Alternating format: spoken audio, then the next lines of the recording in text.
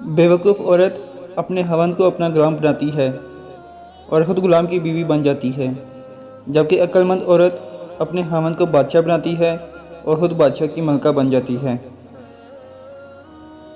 عورت بہت درد سہ لیتی ہے مگر اپنی توہین نہیں۔ آنسو اس کی تکلیف میں اتنے نہیں لگتے جتنے اسے وہ الفاظ رلاتے ہی جس میں اس کی توہین کی گئی ہو۔ شاید اس لیے لوگ عورت کو کمزور سمجھتے ہیں کیونکہ وہ الفاظوں سے آسانی سے ٹوٹ جاتی ہے۔ اگر کوئی عورت آپ سے آپ کا مرد چرا لیتی ہے تو سب سے اچھا بدلہ یہ ہے کہ اسے ادھر ہی رہنے دیں، کیونکہ اصلی مرد کبھی چوری نہیں ہوتے۔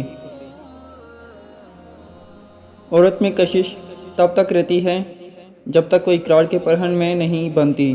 عورت اور مرد تب تک بے قرار رہتا ہے جب تک اسے اقرار نہیں کروا لیا۔ اقرار کے بعد عورت محبت میں گرفتار اور مرد محبت سے آزاد ہو جاتا ہے۔ تعریف، عزت، پیار اور وقت، یہ 4 چیزیں عورت کی ضرورت ہیں۔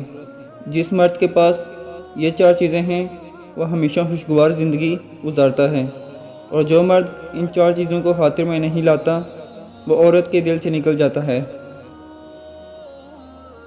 عورت محبت کرنے والے کو شاید بھول جائے مگر عزت دینے والے کو کبھی نہیں بھولتی۔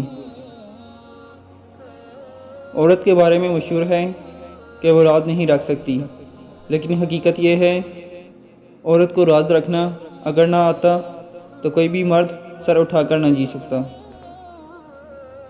عزت عورت کو دیے جانے والے تحفوں میں سے اہم، خوبصورت اور نایاب تحفہ ہوتا ہے، مگر اتنا قیمتی اور مہنگا تحفہ دینا ہر مرد کے بس کی بات نہیں۔ نیک اور پارسا عورت کسی فقیر کے گھر میں بھی ہو تو اسے بھی بادشاہ بنا دیتی ہے۔ جن مردوں کو لگتا ہے کہ عورت کو رلانے سے، تڑپانے سے اور ترسانے سے اس کی محبت شدت اختیار کرتی ہے تو یہ مرد کی بہت بڑی غلط فہمی ہے، کیونکہ جب عورت آنسو بہاتی ہے تو رفتہ رفتہ اس کی آنکھوں سے مرد کی محبت ختم ہو جاتی ہے۔ ایک دن صبر آ گیا، آنسو ختم، اور جب آنسو ختم تو سمجھو محبت ختم۔